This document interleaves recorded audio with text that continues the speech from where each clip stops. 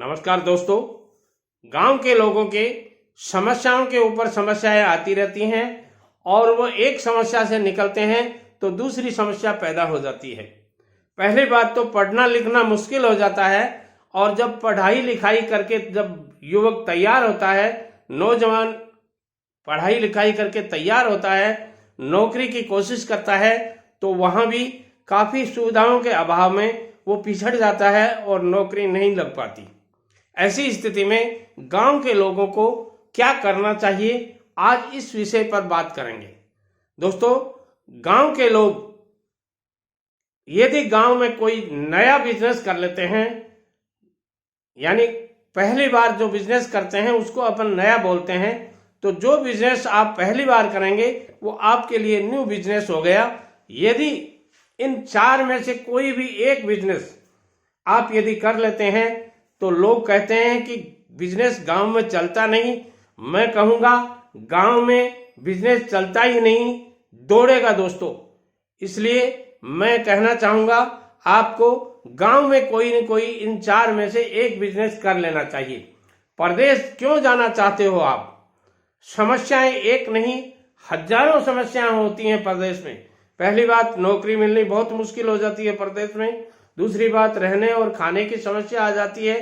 तीसरी बात, घर वालों से दूर रहते हो। चौथी बात, अपने बाल बच्चों से दूर रहते हो। और पांचवी बात यह होती है कि आने जाने और बार बार घर के तरफ दौड़ने के लिए या आने के लिए आपको बहुत कुछ खर्च करना पड़ता है, बहुत पैसे लगते हैं। और जब आप होली दीपावली आते हैं तो ट्रेन में इतनी भीड़ हो जाती है कि आपको जगह मिलना बहुत मुश्किल हो जाता है। ऐसी स्थिति में मैं कहूँगा कि परदेश क्यों जाना पड़े जब आप अपने गांव में ही 50,000 रुपये पर मंथ से ज्यादा कमाने की ताकत रखते हो। दोस्तों, बात आती है कि इसके लिए पैसा कहां से आएगा। Money is not everything but something. दोस्तों, ये आप हमेशा ध्यान रखिएगा अपने जीवन में। धन सब कुछ नहीं है मगर बहुत कुछ है, और इस बहुत कुछ के लिए खांड खाकर कमाना पड़ता है, खीर खाकर कमाना पड़ता है, झक मार कर भी कमाना पड़ेगा आपको। और यदि आप इस कमाने में जितने लेट होगे उतने ही आप परेशान रहोगे। और कुछ बच्चों को तो मैंने बर्बाद होते हुए देखा है।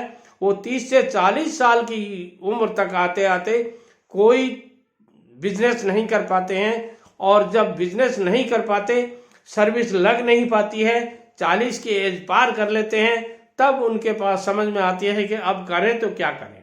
लोगों को कहते फिरते हैं मेरी किस्मत काम नहीं करती, मेरा तकदीर काम नहीं करता, मेरी लक काम नहीं करती। दोस्तों, मैं कहना चाहूँगा चार में से कोई भी एक बिजनेस आप कर लीजिए। गांव में शुरू से थोड़ा इन्वेस्टमेंट करके कीजिए। गांव में अपने घर के आसपास कहीं कोई आपको दुकान किराए मिल जाती है तो किराए ले लीजिए। यदि किराए नहीं मिलती है तो आपके घर के ठीक सामने या घर के ठीक आसपास कहीं कोई दुकान मिलती है तो वहां कर लीजिए। आपको कहीं कोई दूर जाने की जरूरत नहीं है। और यदि घर के आसपास भी नहीं मिलती है तो आपके घर में जो दादाजी पिताजी बैठते हैं उसको बैठक बोलते हैं, उस बैठक में भी आप एक दुकान का रूप दे सकते हैं। युवा लोगों को मेरा निवेदन है कि गांव छोड़कर परदेश जाने की जरूरत ही नहीं है। इसलिए ये वीडियो मैं इसीलिए बना रहा हूं ताकि आप लोग इससे मोटिवेट हों और कोई नया बिजनेस करें। बात आती है वो बिजनेस कौन सा है जिसमें महिलाएं भी आपका सहयोग कर सकती हैं। वो कौन सा बिजनेस है जिसमें पुरुष सदस्य घर के जो बुजुर्ग हैं वो भी आपकी हेल्प कर सकते हैं और बाल बच्चे तक हेल्प कर सकते हैं। दोस्तों, कपड़े का बिजनेस। कपड़े में आप साड़ी ब्लाउज ले सकते हैं, लहंगा कुर्ती ले सकते हैं, लेडीज वियर, सारे जितने भी लेडीज वियर्स आते हैं उनमें से थोड़े थोड़े आइटम्स ला करके दिल्ली जैसे शहर से,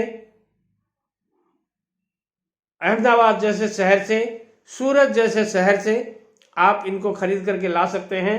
मैं पहली बार जो नए बिगिनर्स हैं उनसे निवेदन करना चाहूँगा कि 50,000 रुपये से ज़्यादा की परचेजिंग एक साथ नहीं करें। 2 दिन 1 दिन वहाँ जाकर के ठहरें, देखें, मार्केट को समझें और फिर बाइंग करें, खरीदारी करें।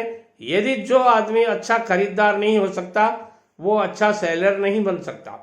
इसलिए खरीदारी में आप कहीं चोट खा जाओगे तो आप मुनाफा नहीं कमा पाओगे। इनमें 20 से 25% का मार्जिन आराम से हो जाता है। अब बात आती है दूसरा कौन सा बिजनेस है। दोस्तों दूसरा बिजनेस इसी के साथ का ही बताऊंगा मैं आपको। इनमें आप गर्म वूलन स्वेटर वगैरह रख सकते हैं और जितने भी वूलन आइटम्स होते हैं वो रख सकते हैं, मगर इनमें आपको सीजन के हिसाब से ही काम करना पड़ता है। किड वियर्स इनके साथ रख सकते हैं, छोटे बच्चों के कपड़े रख सकते हैं, माताओं और बहनों के कपड़े रख सकते हैं, शूज की दुकान कर सकते हैं। सस्ते जो शूज आते हैं गांव में, देखिए परचेजिंग आप उसी हिसाब से करके लाएं जो आपके गांव में आराम से चल सकता हो। आप यदि अच्छी कॉस्ट का, बहुत अच्छी कॉस्ट का यदि कपड़ा या शूज वगैरह ला करके रखेंगे तो गांव में नहीं बिकेगा। इसलिए गांव की ज़रूरत के हिसाब से आपको ये बिजनेस करना चाहिए। अब बात आती है तीसरा और चौथा बिजनेस कौन सा है। माताओं और बहनों के लिए कॉस्मेटिक का बिजनेस बहुत शानदार बिजनेस है। कॉस्मेटिक के बिजनेस में आपको 1 के 2, 2 के 5, 5 के 10 और 15 के 25 रुपए मिल सकते हैं। यानी मेरे कहने का मतलब है इनमें, इन आइटम्स में बहुत अच्छा मार्जिन है।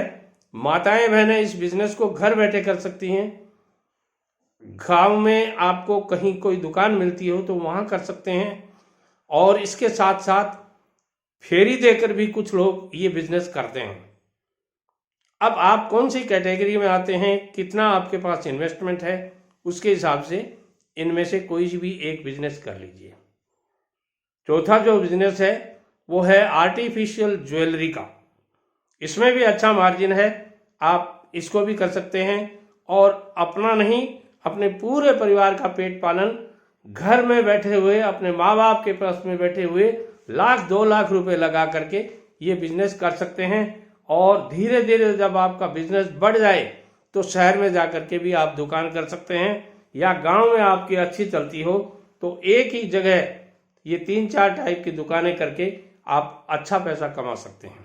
वीडियो पसंद आता है लाइक, शेयर और कमेंट करें, और मेरी channel SN Sharma business ideas, SN Sharma motivational speaker और लेटेस्ट बिजनेस आइडिया, ये तीनों चैनल आपकी अपनी हैं।